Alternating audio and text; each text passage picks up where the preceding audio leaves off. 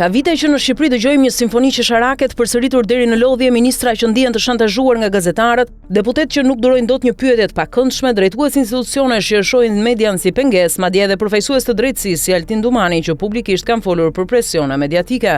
Është një ansambël zyrtarësh të shqetësuar që po t'i dëgjosh, duket sikur po përballen me mafia të rrezikshme, jo me gazetarë që mbajnë në dorë një mikrofon dhe një blok shënimesh. E gjithë kjo skenë është aq absurde sa nuk di nëse duhet qeshur apo duart vënë në kokë. Sepse në Shqipëri ndodh diçka e pabesueshme, pushteti i pajisur me mira mekanizma mbrojtjeje interpreton pyetjen kritike si kërcënim. Zyrtarët tanë sillen sikur media është një armik që u rrezikon ekzistencën dhe jo një instrument esencial i demokracisë, që ndihmon qytetarët kuptojnë se çfarë bëhet me parat, ligjet, drejtësinë dhe vendimet që prekin jetët e të gjithëve. Dhe pse ndodh kjo?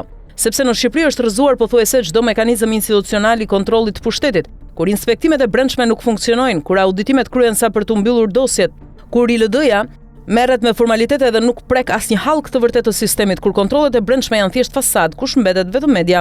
Në një vend normal, pushteti kontrollohet nga disa shtylla: parlamenti, drejtësia, organet e inspektimit, auditimet e pavarura, institucionet e llogaridhënies dhe media. Tek ne, shumica e këtyre shtyllave janë thjesht dekor, kontrolli parlamentar nuk ekziston. Auditimet janë raportimet ftohta që nuk çojnë askund, inspektimet e institucioneve të drejtësisë merren me letra jo me përgjegjësi. Me pak fjalë vëzhguesit zyrtar flen ndërsa shkeletecin. Prandaj media është bërë vetmja frikë reale për pushtetin, sepse është e vetmja që funksionon, e vetmja që pyet, e vetmja që kërkon dokumente, e vetmja që ka guxim të mos pranojë shpjegimet pa kontrolluara, e vetmja që i thot zyrtarit dil dhe shpjego. Në mungesë të gjitha institucioneve të tjera të kontrollit, gazetari shqiptar është ndëruar në inspektorin e fundit mbetur dhe pikërisht ky fakt e ka nxjerrë jashtë lojë rehatin e zyrtarëve. Dhe këtu nis komedia e vërtet. Në vend që pushteti të përmirësoj transparencën, të forcoj kontrollin e brendshëm dhe të shpjegoj vendimet që merr, ai zgjedh rrugën më të lehtë, shpall median kërcënim.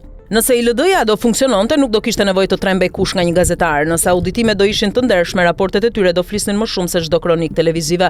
Nëse inspektorët do vepronin, nuk do të kishte nevojë që media të zbulonte çdo skandal. Por si të funksionojnë këto? Atyre u mungon vullneti apo u mungon guximi? Dhe ja ku jemi, një shtet i tërë që dridhet nga një mikrofon, një zyrtar që flet për kërcënime sepse i kërkohet një dokument, një drejtues institucioni që flet për presione sepse dikush kërkon të di pse një çështje është vonuar, një figurë e drejtësisë që flet për pengesa mediatike ndërkohë që muret e institucionit të tij nuk i çrrudhin as pak kur firmosen vendime pa transparencë. Dhe gjitha kjo për një arsye të thjeshtë: media është i vetmi organ kontrolli që nuk nënshtrohet. Kjo nuk është demokraci funksionale, është demokraci e lodhur ku pushteti trembet nga e vërteta dhe e vërteta del vetëm kur dikush e ndjek me kamera në dorë. Në vendet serioze, zyrtarët përgjigjen me dokumente, jo me viktimizim. Ku ka kontroll të vërtet, nuk ka frikë nga pyetjet, ku ka integritet institucional, nuk ka armiqësi ndaj gazetarisë. Ironikisht, media nuk e rrëzon askënd që është i drejtë. Ajo që rrezikon media është vetëm gënjeshtra, mashtrimi, harresa e llogaridhënies. Prandaj zyrtarët që kanë frikë nga media në fakt kanë frikë nga pasqyrimi i vetvetes, dhe kur një shtet arrin në pikën që pushteti i trembet pasqyrës, atëherë qytetarët duhet jenë më të shqetësuar se kurrë. Sepse kur nuk funksionon ILD-ja, nuk funksionon auditi, nuk funksionon kontrolli i brendshëm, nuk funksionon mbikëqyrja parlamentare, atëherë nëse bie edhe media, bie edhe demokracia.